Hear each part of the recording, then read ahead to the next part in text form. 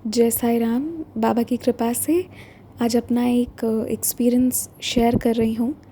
2 जून को मेरा बर्थडे था और उस दिन केक भी आए थे। बहुत सारा मतलब ह्यूज अमाउंट में हो गया था, तो हम उसे फ्रिज में रखे थे क्योंकि जनरली केक्स जो आते हैं तो वो 1 या 2 दिन तक, नेक्स्ट डे और उसके नेक्स्ट डे तक अच्छा रहता है, तो वी कंज्यूम। हाँ, तो ऐसा करके वो केक हमने फ्रीज़र में रखा। अब थर्सडे को मेरा बर्थडे था। सैटरडे वाले दिन की बात है। तकरीबन 1 डेढ़ बजे एक अमेज़ॉन से भैया आए और उन्होंने हमें फ़ोन किया कि मैडम आपका पार्सल है। तो हमने बैंगल बॉक्स ऑर्डर किया हुआ था, तो वो लेकर आए थे। तो फिर मैंने वो ले लिया। फिर उसके बाद मेरी थोड़ी ऐसी बाबा की कृपा से आदत है कि कोई भी आता है तो एक बार उसको पूछती हूँ कि भैया पानी पियेंगे या कुछ भी ऐसे करके। तो मैंने उनको पूछा कि भैया मेरा बर्थडे था तो क्या आप केक खाएंगे? तो वो हंसे। उन्होंने 2-3 बार हाँ नहीं कहा। तो फिर मुझे समझ में नहीं आया, पर उनकी स्माइल कह रही थी कि दे दो, पर वो मांग नहीं रहे थे। तो फिर मैंने अपने भाई को कहा कि भैया को केक खिलाओ बर्थडे वाला। और फिर हम उसे वो जो बॉक्स नहीं आती हैं जिसमें हम रेस्टोरेंट में जाते हैं तो वो हमें पार्सल करके देते हैं, एलुमिनियम का बॉक्स और उसमें एलुमिनियम के पेपर जैसे कवर होते हैं। हम वो घर पर हमेशा मतलब रखा ही रहता है, क्योंकि कोई भी आता जाता है या कभी मंदिर के लिए कुछ बना कर ले गए तो हम उन बॉक्सेस में पैक करके ले जाते हैं। तो फिर मैंने वो भैया जो हैं उनके लिए उन्हें भी उसमें करके दिया। मैंने कहा रुकिए भैया, आपको केक दे रही हूँ, यानी वो सो हैप्पी। तो फिर उन्होंने मुझे आवाज़ लगा कर कहा, क्योंकि वो बाहर में खड़े थे और बाहर वाले रूम में ही फ्रिज है, छोटा वाला फ्रिज। तो फिर उन्होंने कहा कि एक की जगह 2 पीसेस कर देना, नीचे ड्राइवर भी है। तो आई वॉज़ हैप्पी कि हाँ चलो, इन्हें मन था, पर ये पूरा हाँ होके नहीं बोल रहे थे कि उनको भी प्रोफेशनल उनका भी है कि कहीं कोई कंप्लेन ना करते। अलग अलग तरह के लोग होते हैं ना, तो वो भी डरते हैं। हर किसी को अपना जॉब भी प्यारा है। तो मैं बहुत खुश हो गई। फिर मैं और मेरा भाई हम दोनों मिलकर वो केक को कट किए अच्छे से, मतलब पैक किए और उनको भी दी, क्योंकि इतना ज़्यादा केक हो गया था कि सारे हम दोनों अकेले बैठ के खा नहीं सकते थे, है ना। मतलब आप कितना खाएंगे है ना। तो फिर मैं सोच भी रही थी कि इतना ज़्यादा केक हो गया है, क्योंकि 2-3 और आ गए थे, इसके वजह से मतलब ज़्यादा अमाउंट में हो गया था। तो फिर सबसे थोड़ा थोड़ा थोड़ा थोड़ा खाई थी।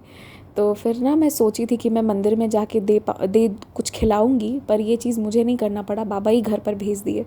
तो फिर मैं उन्हें बहुत अच्छे से पैक करके जो है वो केक दिया, and he was very happy. पर वो जैसे ही गए ना, मैं दरवाज़ा लगाई, मुझे बहुत सेटिस्फैक्शन मिला कि बाबा बहुत अच्छा लगा मुझे कि तुम्हारी कृपा से तुमने भेजा और वो केक भी जो है वो भैया एक्सेप्ट कर लिए।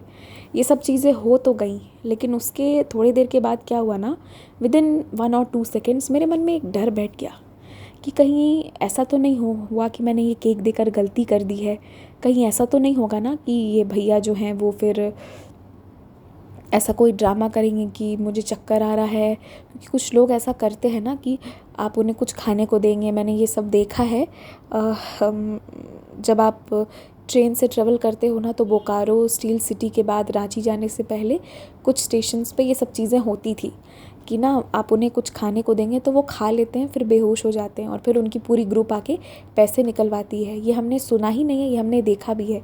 तो वहाँ के 2-3 स्टेशन पर यहाँ तक कि वहाँ पे सामान भी खरीदने मना कर दिया जाता है कि आप उसे करेंसी नोट दोगे, वो चेक करेंगे और उसे वो स्मेल करेंगे और बेहोश हो जाएंगे कि इसने कुछ स्मेल का मिला दिया है, और फिर पैसे निकलवाते हैं। तो मुझे याद है, मैं बचपन में एक बार जा रही थी तो एक रिमोट बेचने आया था, तो हमारे पेरेंट्स ने सिखा दिया था कि इस स्टेशन पे ये चीज़ें होती हैं, हाँ एकदम चुप रहना। तो हम लोग चुप रहते थे। अभी तो थोड़ा बदल गया है, उतना नहीं होता है, लेकिन होता है, अभी भी होता है, और पहले और होता था बहुत ज़्यादा। तो पता नहीं मेरे मन में एक डर आ गया कि कहीं ये चीज़, मतलब एक डर आ गया कि कहीं ये चीज़ ये लोग मेरे साथ तो करेंगे नहीं ना। अचानक से आ गया, मतलब अभी इतना खुश थी, सेटिस्फाइड थी, फिर मन धक धक करने लगा। और ये ना बाबा की लीला हो रही थी कि ये क्या हो गया, ये चेक करने के लिए मैं बालकनी में गई।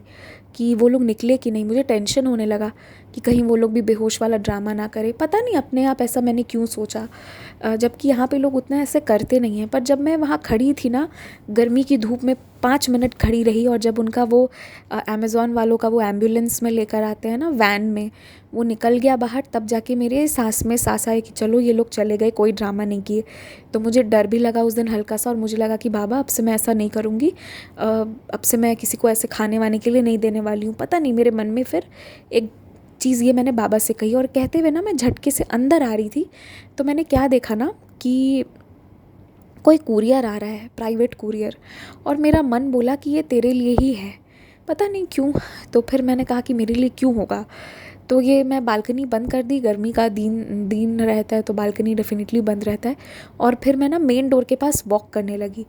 मतलब सोचिए, मुझे नहीं पता है कि वो मेरे लिए है या नहीं है, लेकिन अपने आप दिल कह रहा है कि तू बाहर ही वॉक कर, वो तेरे लिए है। और मतलब ये ना बाबा करवा रहे थे, मैं बाहर ही वॉक करने लगी। जस्ट इमेजिन ये कैसी लीला बाबा की होती है।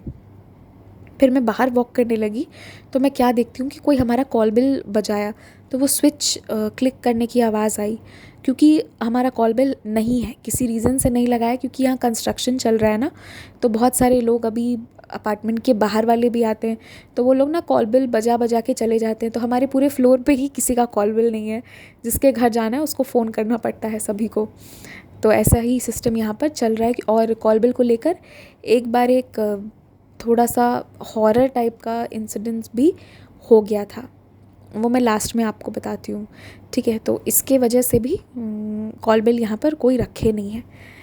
तो फिर क्या हुआ कि ये सारी चीज़ें हुई, उसने कॉल बिल बजाया, तो मैं ना आई होल से देख ली कि कोई इंसान है जो कॉल बिल बजा रहा है। तो मैंने तुरंत गेट खोला, तो वो कहते हैं, उन्होंने मेरा नाम बोला कि आप ही हो। मैंने कहा हाँ मैं हूँ। तो उन्होंने कहा आपके लिए कुरियर आया है। मैंने कहा अच्छा क्या है।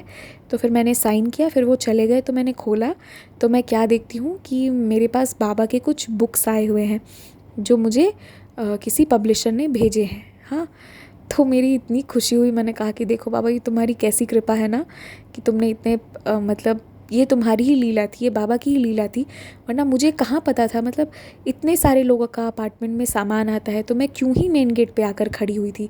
तो कभी कभी बाबा हमारे अंतःकरण में प्रकट होकर ना वो काम हमसे करवाते हैं। नहीं तो शायद ये भी होता कि वो प्राइवेट कुरियर वाला चला जाता, या फिर उसे परेशानी होती। तो बाबा किसी को परेशानी ना हो, इसलिए मुझे वहाँ पहले से ही खड़ा कर दिए। और ऐसी इंट्यूशन कैसे आ सकती है कि ये मेरा ही सामान है। मुझे तो नहीं पता था कि वो आ रहा है, पर कैसे हो गया कि वो मेरा ही सामान है। तो ये भी बाबा की ही लीला थी। तो फिर जब ये सब हो गया ना, तब मुझे लगा कि ये ना बाबा ही करवाए थे, कि उसे केक खिलाने के बाद बाबा ही मेरे मन में डर बैठाए थे कि कहीं वो इंसान जो है वो कहीं ड्रामा ना करे, अमेज़ॉन वाला।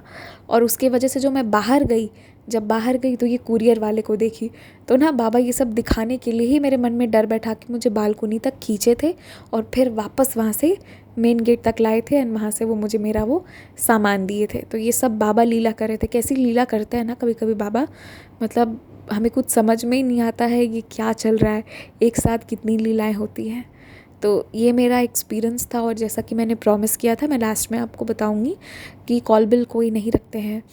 एक बहुत ही अजीब सा इंसिडेंस हुआ था कि हमारे जो सबसे ऊपर वाले फ्लोर हैं वहाँ पर क्या हुआ कि रात का समय था, तकरीबन 11:30 बज रहा होगा।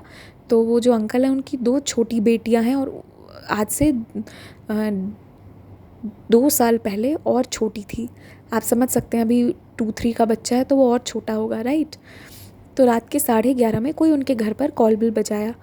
तो अंकल अंदर थे, आंटी अपना कुछ टीवी चला रही थी, वो लोग बात कर रहे थे, और ये दोनों बहनें जो हैं ये बाहर में थी, और इनके जो ग्रैंड पेरेंट्स थे वो लोग अपने रूम में थे। तो ना ये सुनी तो ये तुरंत बोली कि मम्मी कोई आया है, और करके ना वो गेट खोलने गई। तो आंटी जो है वो बोली अच्छा रुको मैं आ रही हूँ। तो आंटी आई, तो ये दोनों मिलके गेट खोलने गए। तो आंटी ऑलमोस्ट खोल चुकी थी कि उन्हें क्लिक हुआ कि रात के 11:30 बजे हैं, सॉरी 12 बज गए हैं, 11:30 के भी ऊपर 12 बज गया है। इस समय कौन हो सकता है, क्योंकि हमेशा कॉल बिल बजता है तो लोगों को गेट खोलने की आदत होती है, इसलिए उन्होंने टाइम नोटिस नहीं की। पर उस दिन देखिए बाबा की कितनी कृपा थी, उन्हें लगा कि ये 12 बजे रात में कौन कॉल बेल बजा सकता है। तो फिर वो लोग ना डर गए उसके बाद कि आंटी गेट खोलते खोलते वो बंद कर ली, गेट नहीं खोली, और अपनी डॉटर को बोली कि चुप रहो, हम लोग अभी गेट मत खोलो, इस समय अगर कोई आया है तो गलत ही आया होगा, कोई सही चीज़ इस समय नहीं आ सकता है।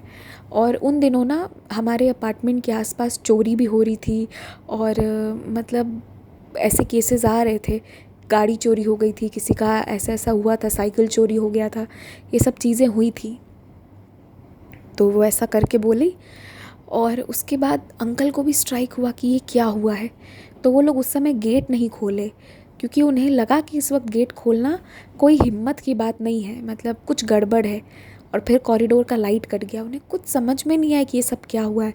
तो फिर ना वो दूसरे बगल वाले अंकल को बताया कि ऐसा है कि हमारे घर पे कोई अभी तुरंत कॉल बेल बजा के गया है, हमें कुछ ठीक नहीं लग रहा है। अगर और फिर लाइट वापस तब तक आ गई थी, तो उन्होंने कहा कि अगर अभी हम गेट खोलेंगे और कहीं कोई बाहर गलत चीज़ निकला, तो फिर जो दूसरे वाले अंकल थे वो थोड़ा हिम्मती हैं, काफ़ी हिम्मती हैं, तो उन्होंने कहा कि आप डरिए मत, हम खोलेंगे।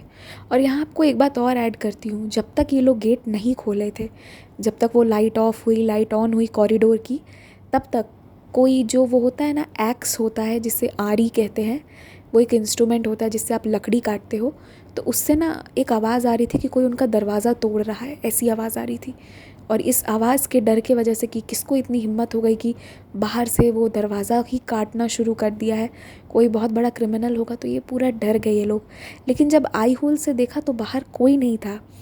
फिर ये पूरे कॉरिडोर के लोग को फ़ोन किए कि उस वक्त अपार्टमेंट में 3 लोग ऊपर में रहते थे, नया नया शिफ्ट हुए थे, तो ना जितने भी लोग थे सब ने डिसाइड किया और फ़ोन से एक साथ दरवाज़ा खोले।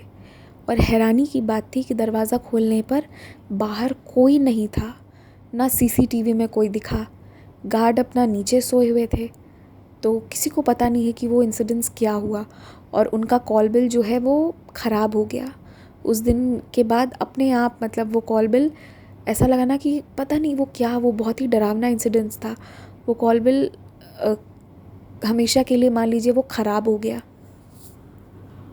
और मुझे बोलने में मेरे रोंगटे खड़े हो रहे हैं कि सीसीटीवी में कुछ नहीं आया, कोई नहीं था, कोई कॉल बिल कुछ नहीं किया था, अपने आप वो स्विच ख़राब हो गया।